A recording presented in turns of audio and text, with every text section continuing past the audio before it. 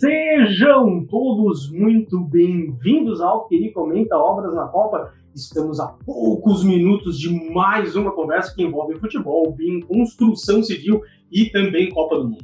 Meus amigos e amigas, a expectativa vai aumentando e não é para menos, porque eu tenho hoje aqui do meu lado ele que é engenheiro civil, arquiteto urbanista, produtor de conteúdo, professor e, além de tudo, é técnico. Mas em edificações, sempre é importante lembrar, Fabrício Rossi. Seja muito bem-vindo ao segundo episódio do Alto QI Comenta Obras na Copa, onde hoje falaremos sobre nada mais, nada menos que o Luzeio Stadium, que será o palco da final da Copa do Mundo no Catar. Fabrício, seja bem-vindo. Fala, Hélio, tudo bem? Seja muito bem-vindo também, estou muito feliz de estar aqui com você. Vamos para cima, então, falar sobre Luzeio Stadium. Fabrício, eu já quero começar essa nossa conversa, porque eu tenho informação que você já atuou, inclusive, em obras de Copa do Mundo, da Copa do Mundo que rolou aqui no Brasil. Queria que tu conversasse e nos contasse um pouquinho mais sobre essa experiência, como foi trabalhar em obras de Copa do Mundo, e também o que tu acha que foi o diferencial para tu ser considerado para uma obra desse porte, dessa dimensão e dessa importância. Por gentileza. Cara, legal demais. Sim, eu fiz uma das obras da Copa no Brasil, eu fiz a Arena Pernambuco. Na época, eu estava saindo de uma obra de um hospital, e eu sou aqui de Belo Horizonte, de Minas Gerais, né? Eu fazia uma obra no interior de Minas, e aí eu fui lá para Pernambuco para fazer a Arena Pernambuco. Tudo que tem ali fora do estádio, né, era minha responsabilidade. E, cara, hoje, praticamente 10 anos depois, né? Praticamente não, 10 anos depois, exatamente 10 anos depois, né? Que eu comecei nessa obra lá, olhando qual foi o diferencial, era exatamente ter essa visão do todo, ter essa visão de gestão para fazer parte de uma obra como essa. Sim. E como que funcionava a construção de um empreendimento desse porte, cara, de um estádio? Porque a gente sabe que as construções, principalmente como o caso da Arena Pernambuco, ela envolve também muita questão de infraestrutura, de tudo que está ao redor daquilo ali.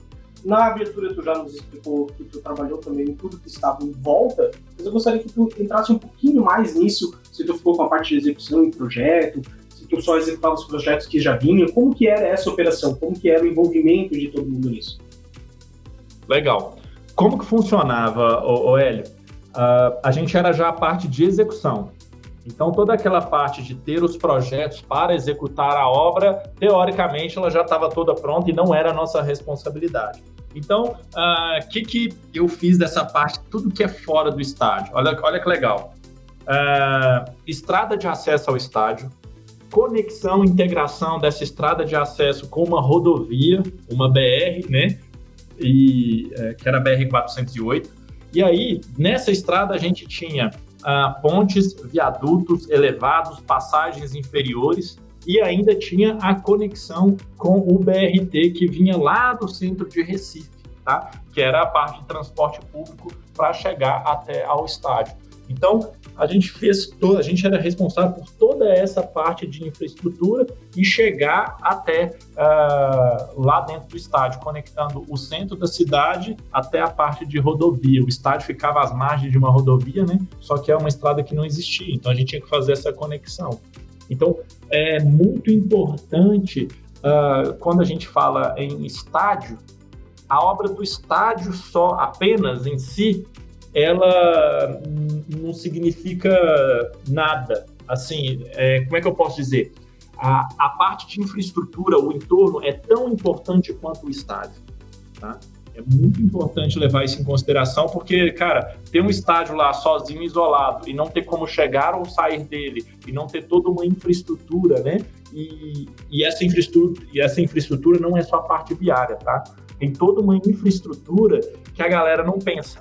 Tá? Que não está meio que no radar de todo mundo, mas tem que estar no radar de engenheiros, arquitetos e das construtoras, que é energia, telecomunicações, hoje já é 5G, né? Água, esgoto, gás, então iluminação pública. Então tudo isso também tem que ser levado em consideração e tem que ser projetado também.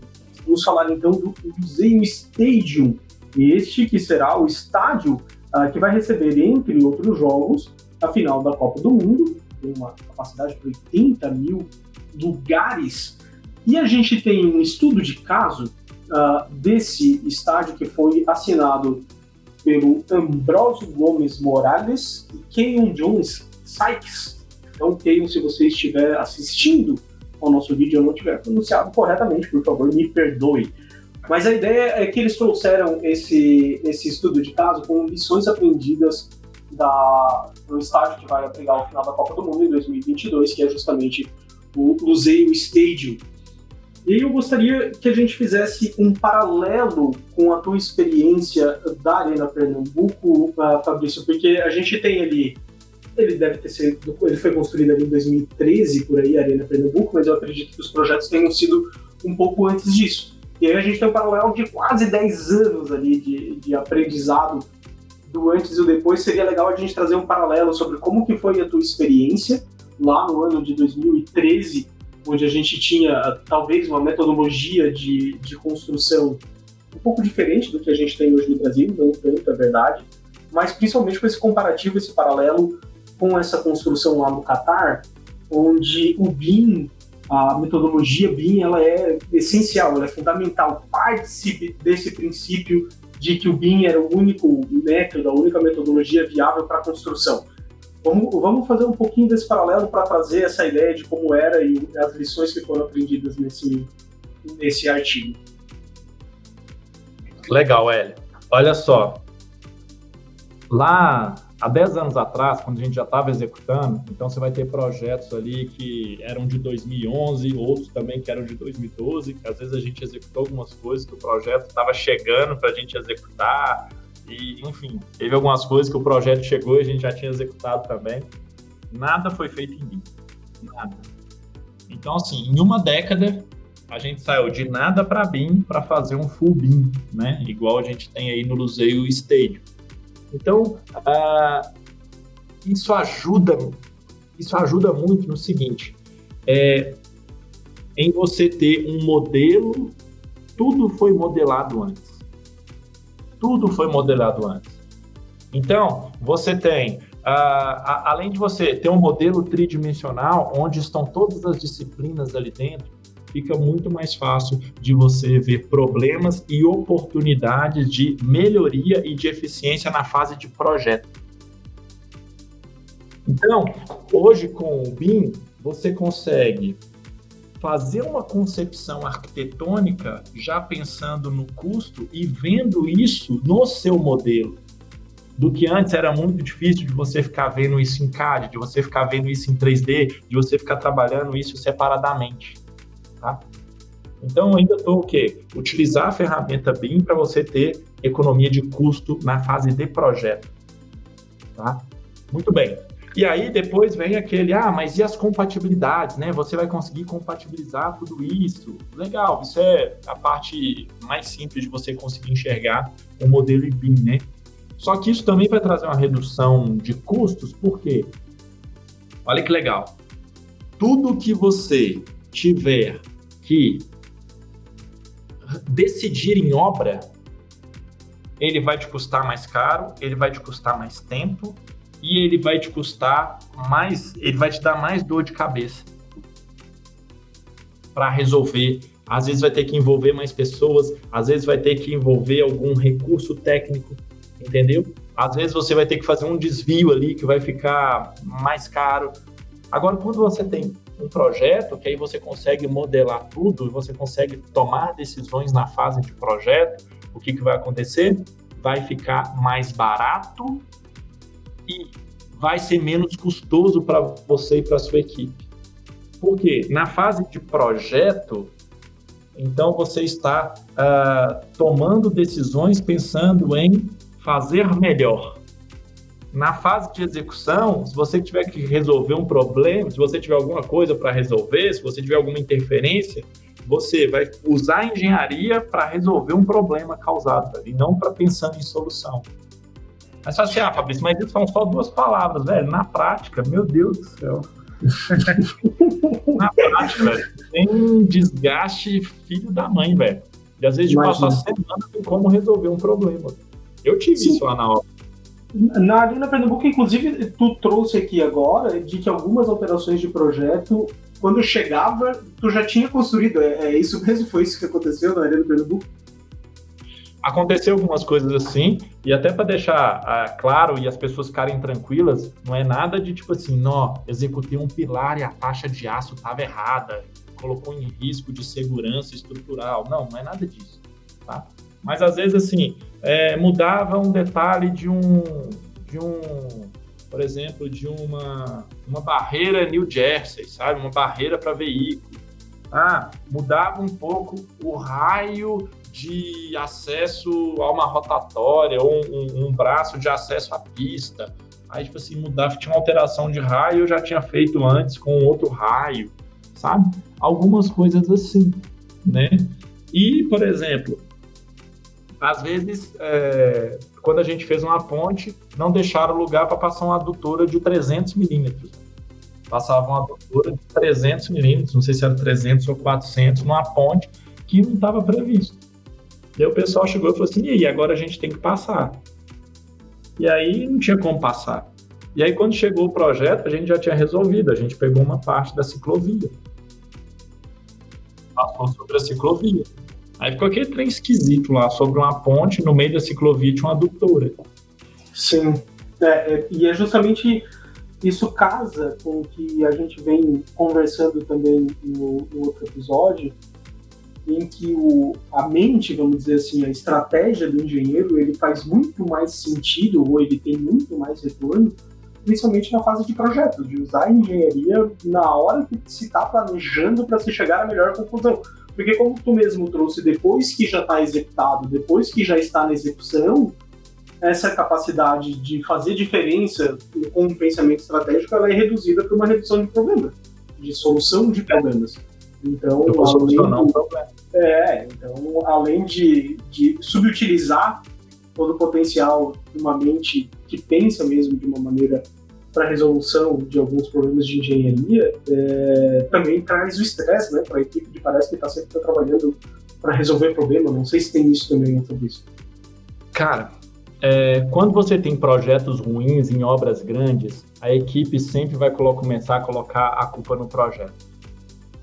Isso é muito louco, porque eu já fiz muitas obras grandes, né? Eu já fiz expansão de mineração, já fiz hospital. Então, quando você tem projetos ruins, a equipe sempre vai querer colocar a culpa no projeto. E aí, é o seguinte, por que o engenheiro ele faz mais diferença ou na fase de projeto, quando ele é projetista, ou na fase de planejamento daquela obra? Porque depois que a obra já começou, eu vou executar o que está no papel. Então, se no papel está ruim, aqui eu não consigo propor soluções assim top de engenharia. Eu vou resolver problemas só e pronto. Não vai ser, às vezes, o mais eficiente, vai ser o que resolve. Tá? E na fase de planejamento, tá? Quando eu for executar a obra, eu preciso dela estar muito bem planejada, porque eu vou tomar decisões com base numa referência. Eu tomo decisões no que foi planejado. Eu faço controle, por exemplo, controle de custos, controle de prazo, com base no que está planejado. Então, se eu planejei mal, eu controlo mal. Então, é difícil eu chegar e falar assim, não, o planejamento está ruim, mas eu vou controlar muito bem. Tá? Percebe como é que fica difícil? Porque uma coisa é interdependente, o controle ele depende do que foi planejado. Se você planejou ruim, a tendência é que você vai controlar ruim. Aí você fala assim, então eu vou replanejar essa parada. Olha o gasto filho da mãe de energia que você vai ter, né? Porque enquanto eu tiver que estar executando, eu tenho que parar para planejar novamente, entende? Então é um negócio que a gente tem que ficar ligado aí, não só nas grandes obras, tá, Hélio? Mas em qualquer obra que a gente vai fazer, se você entender que você faz mais diferença na parte de planejamento, aí você fala assim, então não precisa de engenheiro na parte de execução. Não, claro que precisa. Vão acontecer problemas durante a execução, mas não problemas graves de projeto, de planejamento e tudo mais. Problemas ali do dia a dia da execução. Sim, e até para orientação também da equipe construtiva, precisa um engenheiro lá dentro, mas fica evidenciado que a diferença está realmente no planejamento. E é justamente sobre o planejamento que eu quero continuar falando do Museu Stadium, porque uma preocupação que o governo Qatari propôs é justamente com a sustentabilidade, o impacto ambiental que os estádios estão fazendo e o reaproveitamento desse espaço para depois. E como que vai funcionar esse reaproveitamento do museu? É engraçado, é legal a gente perceber isso, porque se engana quem acha que a antecipação ou a parte de planejamento em BIM desses estádios, eles se referem somente à parte construtiva do próprio estádio, do que está ao redor. Já há um planejamento para aproveitamento depois da Copa, não é isso, Fabrício? Sim. Cara, é legal assim, igual, como eu sou arquiteto também, quando você vai nascer, quando nasce um projeto, você faz um projeto pensando no uso, né, desse ambiente e, no caso de estádios, de lugares para eventos e tudo mais, você tem dois tipos de uso. Você tem um uso intenso no evento, né, igual nesse caso vai ser um evento de futebol, só que esse evento de futebol vai passar depois. Qual será o uso dele após, quando acabou a Copa do Mundo, né? E ele vai ficar lá no país, no caso no Catar, né? Por exemplo, a cidade de Luzeiro tem 250 mil habitantes. Imagina um estádio com 80 mil pessoas num país que não tem uma tradição de futebol igual a gente tem aqui no Brasil, com time, campeonato, etc. Então, quando já fez a concepção do projeto, tem ele para 80 mil pessoas, que é o estádio para a final da Copa do Mundo, então tem que ter gente, tem que, né, receber muito bem gente do mundo inteiro, imprensa, etc. Só que depois eles vão te deixar apenas 20 mil lugares no estádio e vão readequar esses espaços para outros usos. Uso como restaurante, uso como área de lazer, uso como espaços religiosos e tudo mais, né? Então ele vai ser quase que um centro, né, de entretenimento lá na cidade de Luzeiro. Como que você consegue isso? Entendendo qual que é o uso durante a Copa do Mundo, entendendo qual que é o uso depois, entendendo qual que é a cultura das pessoas, entendeu? E aí você vai fazer um projeto onde você consegue o quê? Modulação, né? Então você tem que ter modulação, você tem que ter espaços amplos, né, na sua concepção ali de projeto, tá? Talvez você vai ter que ter instalações temporárias. Depois você tem que saber qual que vai ser o uso do que vai ser desmontado, para onde vai ser destinado. Então, olha que legal. Você tem 80 mil cadeiras, você vai tirar 60 mil, vai ficar só 20. Onde é que você vai jogar as outras 60 mil? O que você vai fazer com elas, né? Então, tudo isso, no caso do Luzeiro, foi pensado. E um negócio muito legal também é que o BIM ajuda em tudo isso, né? Quando você está projetando essa parada, quando você está projetando os espaços, quando você está projetando os vãos livres, quando você está determinando qual vai ser a técnica construtiva para você atingir esse objetivo, né? E ali você tem um objetivo durante a Copa do Mundo e um objetivo pós-Copa do Mundo. É muito da hora. É muito legal, até porque vai para outros aspectos, por exemplo, como que vai tirar esse ponto das cadeiras é fantástico, porque como que vai ser a retirada disso, né? Qual vai ser a infraestrutura necessária para a retirada disso? Como que vai ser a logística disso? Quanto tempo vai ficar parado? Qual o impacto disso ambiental? Qual o impacto disso dentro da cidade? A gente percebe num movimento como esse o quão é bonita mesmo a engenharia, não no sentido só da engenharia civil, mas da engenharia como engenhosidade mesmo, como pensar em tudo, como planejar e prever o que vai ter aquele impacto. Isso é muito legal, isso é fantástico. Assim. O último ponto que eu quero trazer desse estudo é justamente um apontamento da auditoria, os arquitetos responsáveis ali, nossos queridos senhores Ambrosius e John, apontaram, então, uma economia de 40% em um orçamento que eles tinham de 2 bilhões de libras. Obviamente é um orçamento bastante generoso, mas há de convir que 40% de economia é um número bastante representativo. E a pergunta que eu te faço, Fabrício, tu acha que o BIM tem direta relação com isso ou tem outras coisas que representam esse índice de aproveitamento? Direta relação, totalmente, tá? Onde você consegue economizar muito em uma obra, não é quando a obra já começou. Tá? Quando a obra já começou, você só consegue negociar preço de material. só que você já tem um orçamento de referência. Então, você vai ter ali pequenas economias e tudo mais. Na fase de projeto, você consegue gerar essas grandes economias. Então, vamos lá, vamos pegar dos mais simples. Quando você projeta tudo integrado, você consegue enxergar pontos de interferência. Quando você projeta tudo integrado, você consegue facilitar caminhos ou encurtar caminhos, por exemplo, de instalações. Você já reduz instalações. Quando você projeta tudo integrado, você consegue fazer mudança de técnica construtiva.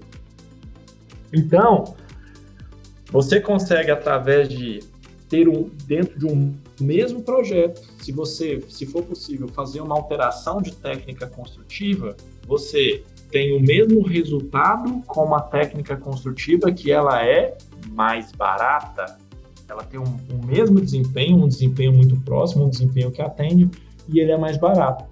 E aí, como que você consegue fazer isso? Quando você está projetando tudo em BIM e quando você está gerenciando tudo em BIM. Porque quando você tem um gerente BIM, né, uma equipe com gerentes BIM, né, então não é um gerente só para o estágio desse, mas ele vai ter uma equipe, você consegue enxergar pontos cegos e você consegue buscar melhorias. Então, você consegue buscar técnica construtiva, né, com melhor custo-benefício, você consegue encurtar caminhos no caso de instalações, você consegue fazer mais simulações ali de desempenho, né? E aí isso, quando você vai somando ali na ponta do lápis, cara, dá aí esses 40% aí tranquilamente.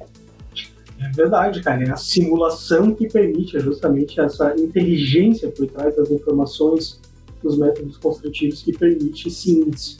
Agora, Fabrício, se engana, a gente fala muito aqui, o engenheiro tem que fazer, o arquiteto tem que fazer, o gerente tem que fazer. Se engana quem acha que é o cara autônomo, o cara que tem uma empresa, uma equipe de projeto.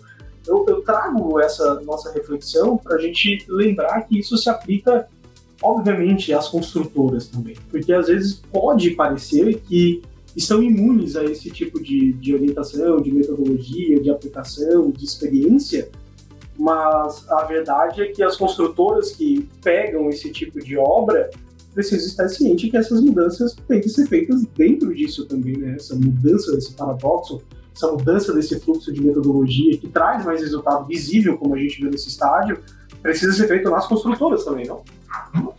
Precisa sim. A construtora, ela tem que enxergar, por exemplo, o BIM, a modelagem, como uma parte de dados. Então, você vai trabalhar com muito mais dados. Você vai trabalhar com muito mais análise de dados, com simulações de modelos. Então, você vai precisar muito mais tempo modelando, tá? Do que executando. Então, você precisa sair dessa parada mais analógica, né? Do que as construtoras estão rodando aí, e você passar a fazer o seguinte: eu preciso fazer essa transição. Eu preciso trabalhar com essa parte de modelo. Eu preciso de ter alguém, né, e formar um grupo para a gente fazer essa transição, porque senão depois vai ficar para trás. Fica para trás e vai ficar para trás e vai assumir do mercado, né? Então, as construtoras precisam assumir esse papel também de tipo, cara, eu preciso entrar nesse mundo. Por quê?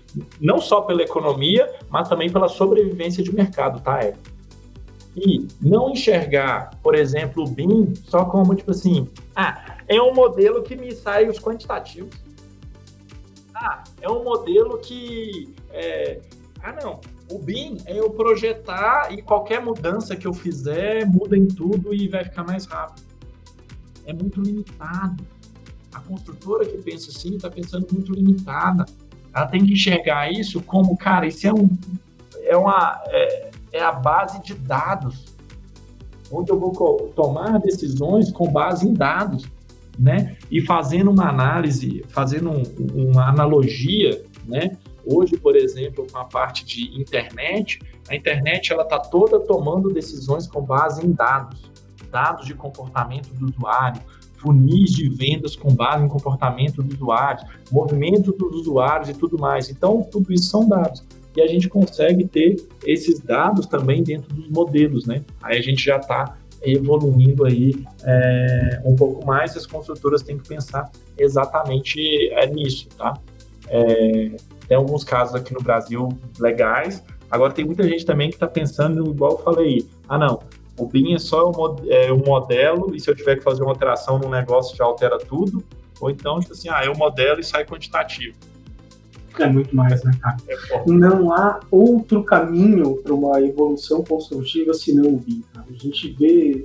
A gente viu isso nesses 2 episódios e todas as lições aprendidas com as construções ali no Catar para essa Copa do Mundo, ficou evidenciado que não há outro caminho para a evolução senão o BIM. E também, com esse apelo que o Fabrício trouxe, fica também a sugestão e o apelo para que as construtoras e as incorporadoras tenham a visão de ter profissionais que tenham conhecimento da construção civil, mas que não necessariamente atuem diretamente só nessa parte da construção civil, como o Fabrício trouxe, ou no projeto, ou com a bota na obra. Tem o cara que é responsável ali pelo gerenciamento das etapas da obra, tem o cara que é responsável por ficar conversando com o cliente, tem um cara que é responsável pelo entendimento do projeto. Isso vai dar um ganho para a construtora e para toda essa parte mais empresarial da construção civil, que vai ser visível na qualidade das obras. Agora, esse é um assunto que tende a se esticar bastante, infelizmente hoje o nosso papo é um pouquinho mais curto. A gente vai encerrando por aqui esse 2º episódio do Alto QI Comenta Obras da Copa. Eu espero muito que vocês tenham gostado, tanto quanto eu gostei desse bate-papo. Quero agradecer demais a ele, que encantou, trouxe muito conhecimento e agregou demais a nossa seleção de pessoas selecionadas. Fabrício, obrigado mesmo pela tua presença, e eu já faço aqui um convite para a gente continuar essa conversa, cara. Tem muita coisa que a gente pode conversar aí. Tamo junto, vamos para cima. Obrigado pelo convite aí. E aí vamos curtir a Copa, né? Eu adoro Copa do Mundo e a gente torce aí para o nosso Brasil ganhar a Copa mais uma vez. Eu já vi ganhar 2, é bem da hora. Tomara que ganhe mais uma. Então tá aí, para encerrar, o Hexa vem, Fabrício. O Hexa vem, a gente tem que ser sempre otimista. Eu não vou torcer para outro país? Você tá doido, não existe isso não. Não tem jeito, né, cara? O Brasil vão torcer para nossa seleção. O pessoal faça lá um bom trabalho, né? E a gente fica aqui na torcida. É o que a gente pode fazer, né? Torcer e ser otimista. Vai dar certo. Que venha então o Hexa, que venha definitivamente o BIM para todas as nossas construções. Muito obrigado para você que nos acompanhou até aqui e não perca os próximos episódios do Alto QI Comenta Obra na Copa. Até o próximo episódio. Valeu, tchau.